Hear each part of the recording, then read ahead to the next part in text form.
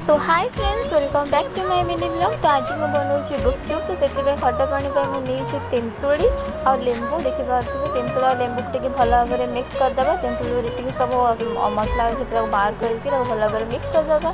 तापर से आड करवा धनिया गुंड तापर से आड करवा लुण स्वाद अनुसार लुण पकेबे आपण मैंने देखिए।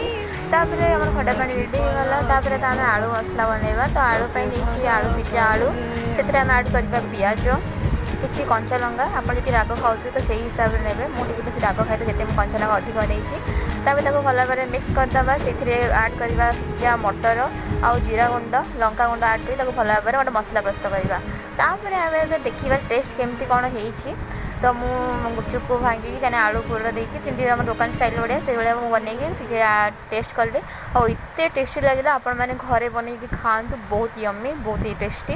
मो चैनल भल लगे लाइक शेयर सब्सक्राइब।